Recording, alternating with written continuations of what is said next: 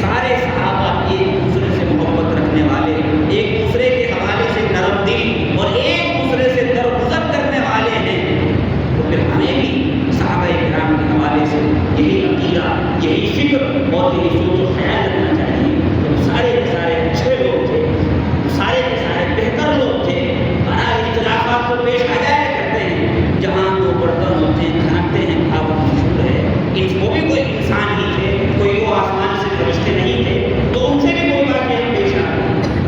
صحابہ کرام 100 سال تک دنیا کے اندر رہے،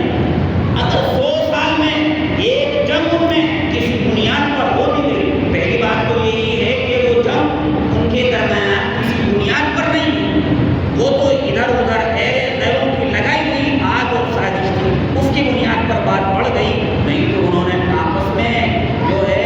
کوئی جان بوجھ کر کوئی جنگ نہیں کی، نفسانیت کی بنیاد پر کوئی جنگ نہیں کی، اقتدار اور حکومت کی ہوس کی بنیاد پر، دولت کی ہوس کی بنیاد پر انہوں نے آپس میں کوئی جنگ کی، اور ان کی اس جنگ میں بھی ہمارے لیے کتنے سبق موجود ہیں، خدا کی قسم اگر ان کی جنگ نہ ہوتی تو ہمیں پتہ ہی نہ چلتا کہ اختلافات کے ساتھ کس طرح ایک دوسرے کے ساتھ رہنا چاہیے۔ اللہ نے اس جنگ میں بھی ہمارے لیے سبق رکھے ہیں۔ حضور اکرم علیہ السلام نماز پڑھاتے تھے،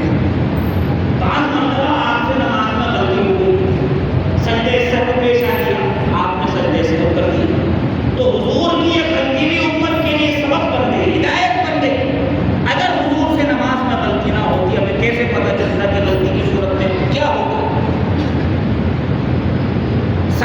بعض صحابہ کرام سے کچھ گناہ ہوئے، حضور اکرم علیہ السلام نے ان پر سزا بھی جاری فرمائی۔ کسی نے شراب پی، حضور نے سزا دی، کسی سے زنا ہو گیا، حضور نے سزا دی۔ علماء فرماتے ہیں کہ صحابہ سے جو گناہ ہوئے، بعد والوں کے لیے اس میں بھی سبب موجود ہے۔ اگر ان سے گناہ نہ ہوتا تو نہ تو کیسے پتہ چلتا کہ اگر کسی سے گناہ ہو جائے